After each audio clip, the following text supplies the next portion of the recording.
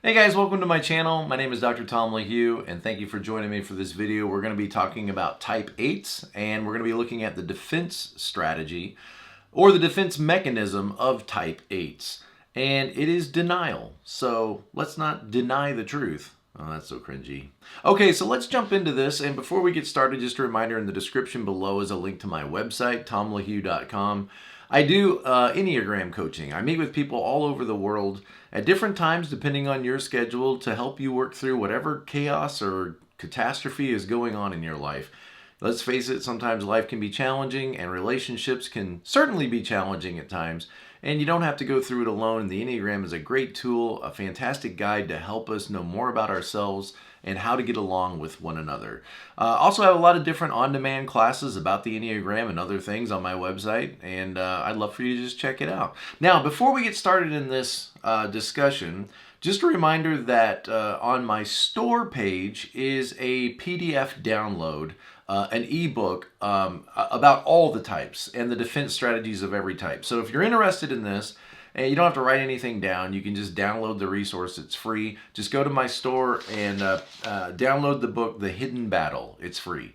And it's got type 8s and everybody else as well. And you can just print it off and have it for yourself. I think it's like 27 or 28 pages or something like that. Okay, so let's talk about type 8s and talk about the defense mechanism of denial. Now, when you hear that, you may think like the obvious thing, like, well, that probably means like they're going to look at you and just say, I didn't do it. You know, I deny that I did that. Whatever it is you're blaming me for, whatever it is you're coming after me for, I didn't do it.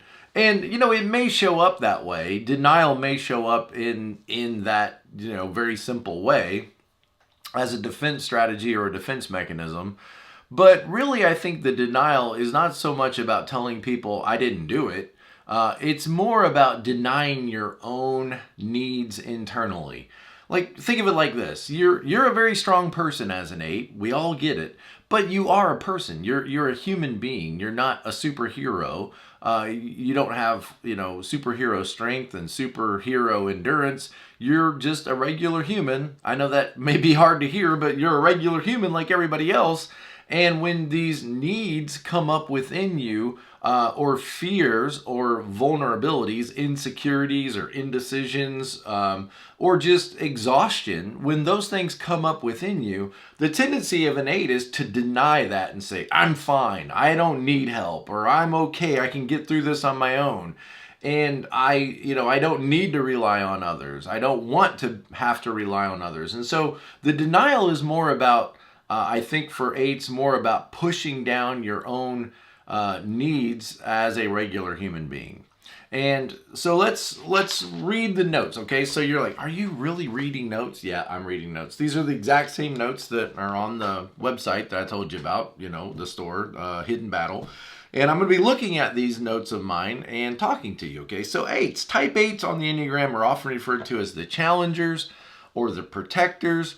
I think the 8-wing 7 is called the maverick, the 8-wing 9 is called the bear, but okay, you know that part. They're characterized by their desire for independence and control, to remain in control, and to not be controlled by others. So control is a big thing with 8s. And it may be helpful to remember that, like, you know, at your worst, you're just denying other people's control of yourself, and you would like to be in control of the environment. You know, at your average health, you just want to be in control of your environment. In severe unhealth, you may be the least controlled person in the room.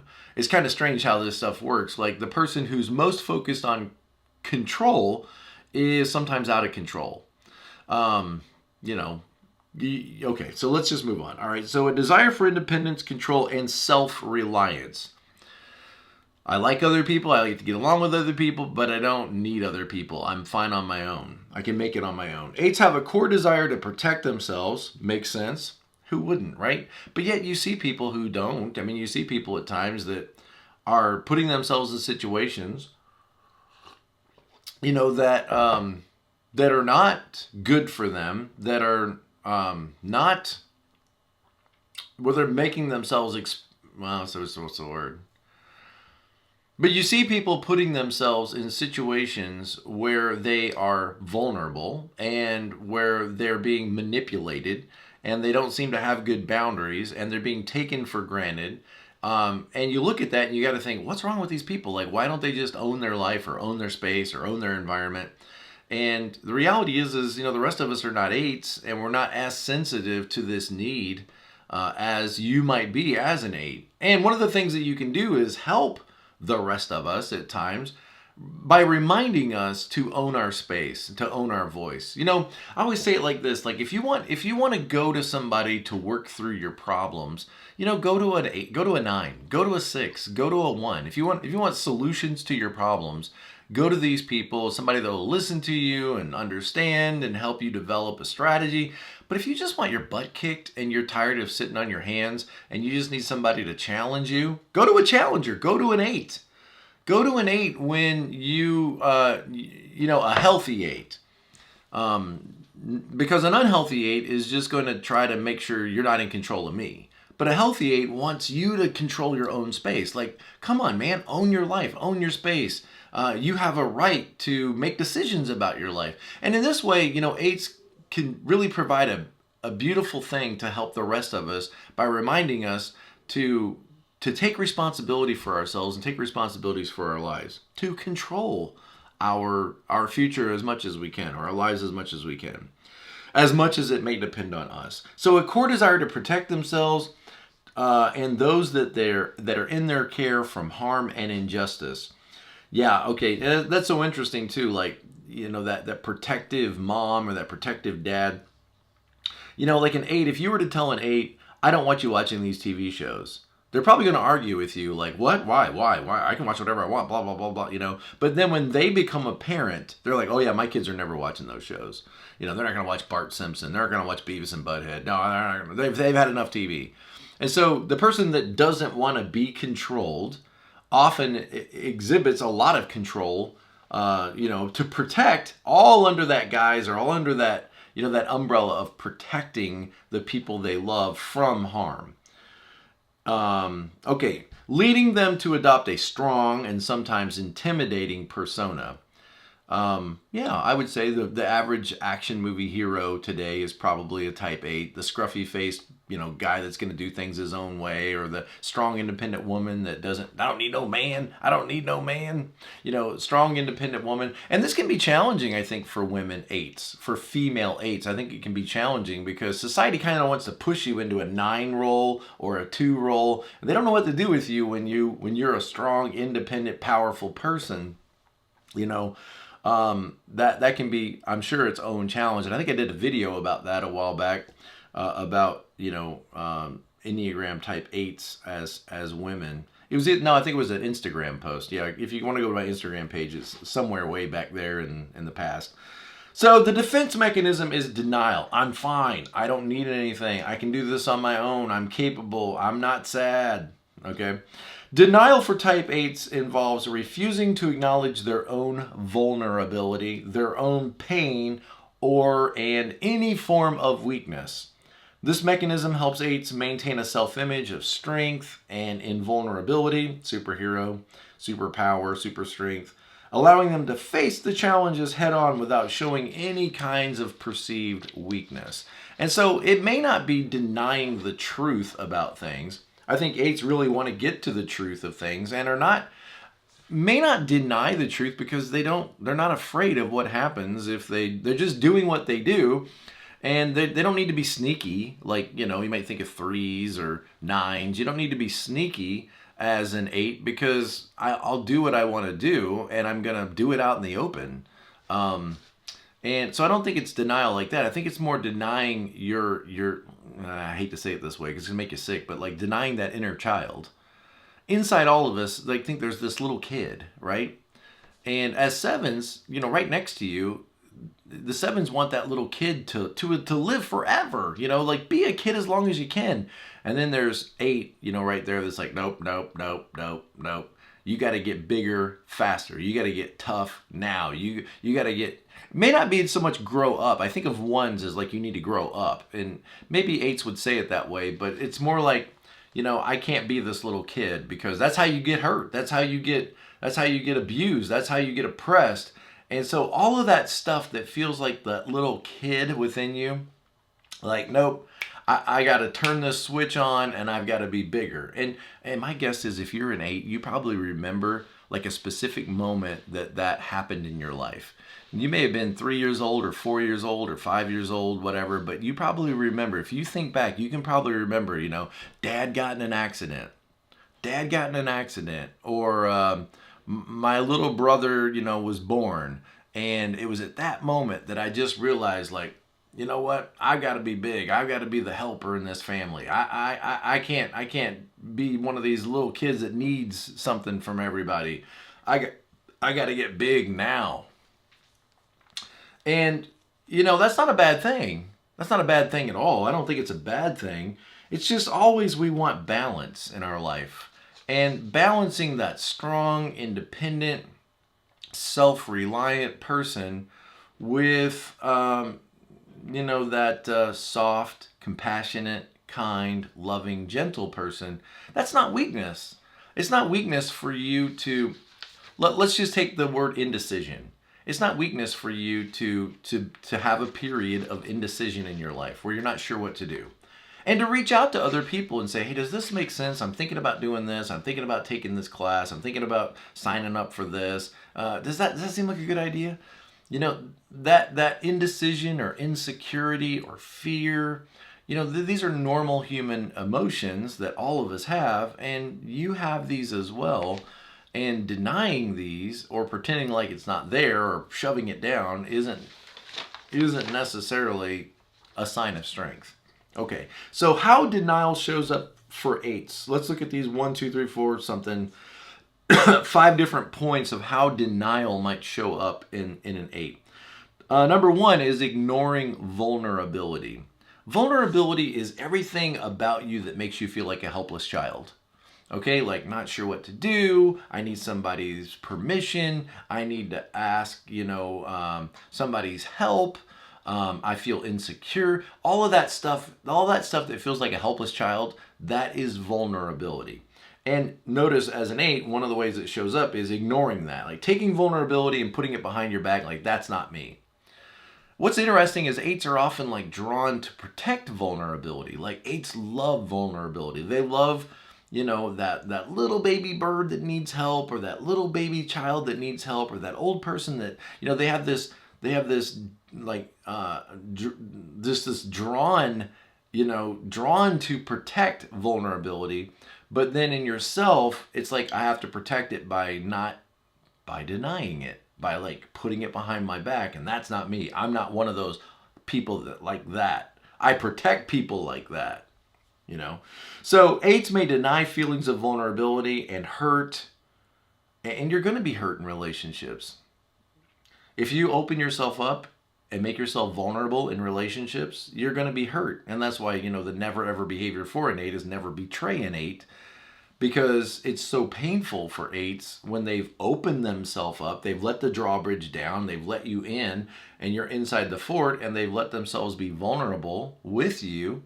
Allowing themselves to feel all these feelings for you and all this fondness and closeness, and open their lives up to you, and then you betray that trust.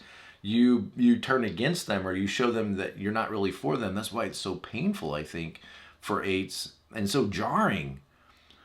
Okay, so 8s may deny feelings of vulnerability or hurt, portraying an image of toughness and resilience. I'm fine, even when they're struggling internally. Like, let me just, this is what popped in my mind right now. Is it okay in your world for you to cry? Is it okay for you to cry in front of other people? I'm not saying you should do this. I'm not saying go fake this, go out there and make yourself cry in front of people.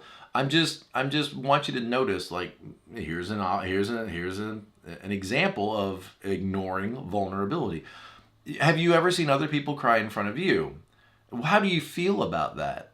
Do you feel immediately like disgusted by that, or irritated by that, or like, oh my gosh, here we go again, turn it off, suck it up? Do you feel that, or are you drawn to a person when they're crying? Like, do you feel a sense of like, I need an obligation to help them, to comfort them? How does it make you feel to see another person you love crying in front of you? How would it feel for you to allow yourself to cry? Would you ever allow yourself to cry in front of other people? Because when you're crying, I mean, you're vulnerable. And just realize it's normal. Just like laughing. Laughing, you're probably not, embarrassed about laughing in front of people, but crying is like the exact same thing. It's just, the sign of sadness. The body's sign of sadness is crying, and the body's sign of happiness is laughter. So, minimizing problems. Here's another way that 8s might see denial show up in their life, by minimizing their problems, downplaying or denying problems that suggest a lack of control or competence. Imagine you're in charge of something and everything's falling apart and nothing's working right. Rather than admitting that, you'll probably just get angry and like, who's to blame and what's the problem and who's doing the short. And it might be hard for you to say, well, maybe I'm just not good at this. Maybe I'm just not, effective at this. Maybe I need help. Maybe I need training. Maybe I need support. My guess is you're probably going to think, no, I can do this fine. I can manage this. I can handle this. It's Bob over there. Bob's the problem. He's the one. Okay. Minimizing problems. Overexertion physically.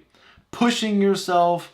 Denying your emotional problems or pain, denying your physical exhaustion, denying your need to rest or that you're tapped out, just maintaining at all costs an image of strength, control, and power. Next is wanting to control your environment. Denial extends to controlling their environment and relationships to prevent situations where vulnerability could be exposed. So being very careful about, how you show up in relationships in a very self-protective way. And then rejecting help. 8s often reject assistance from others, viewing the need for help as a sign of weakness. Like you'd rather eat dirt than ask your dad for money. Or you'd rather eat dirt, than to go slinking into your boss's office and asking for a raise or asking for an advance, because you're in trouble. I don't think you would have a problem asking for a raise if you felt like you earned it and you deserved it and things weren't fair. But, I'm in trouble and I need help, and will you have compassion on me and advance me some money so that I can get myself out of this? That I think would be challenging. Or like I said, go to a parent or a grandparent, with your tail between your legs, begging for help. I imagine that's kind of the feeling, like, nope, don't want to do that. So what are the challenges and the growth for an 8 in this area of denial? So recognizing and accepting your vulnerability. Recognizing that, okay, it's okay to be a human. It's okay to not always know what I want to do, or to need other people's assistance, or to feel sad or fearful or anxious or insecure or indecisive. Like, these are all normal feelings, and it's okay for me to have these feelings. These aren't weaknesses, but actually can open you up for deeper connection with people. When people see that you're not superhuman, but you're a regular person just like they are, that can actually cause people to ingratiate themselves with you and form points of connection.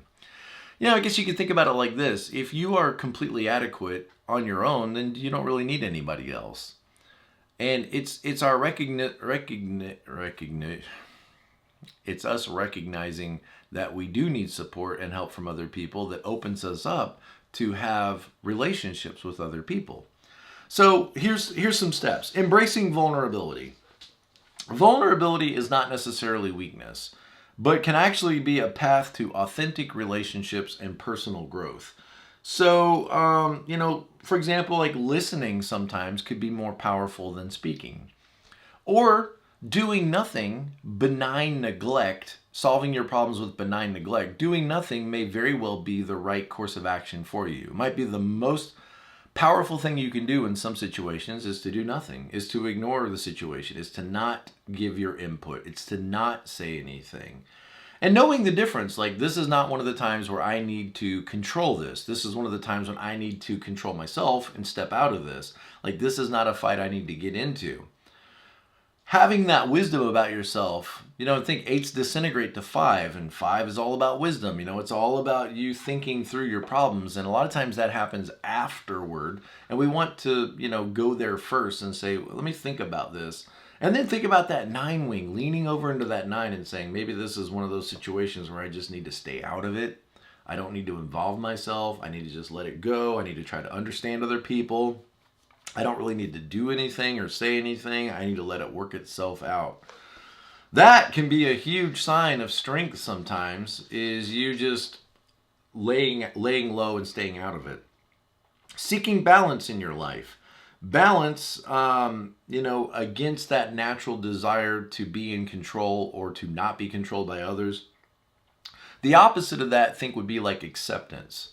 And again, right there is wing number 9, and I think about 9s being very accepting of whatever's going on, and learning to accept things in life and saying, it is what it is, and I don't need to necessarily get up and change things. I need to just be okay with it the way it is. It'll feel like weakness to you, but I imagine the people around you would think, yes, please, more of that.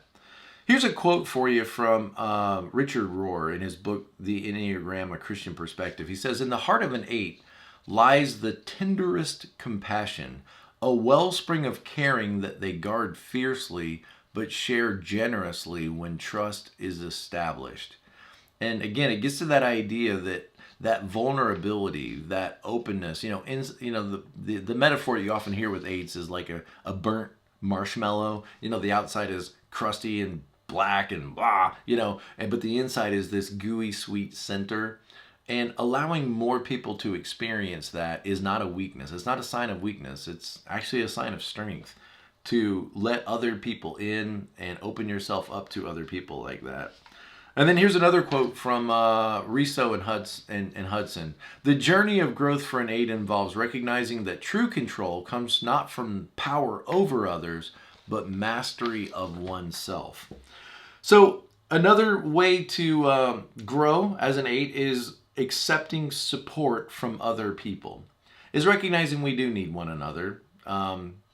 And maybe that's for you, that's you finally coming to the conclusion that, what, I do want to be in a relationship. I do want to be married. I do want to have a family. I do want to have a community of support around me.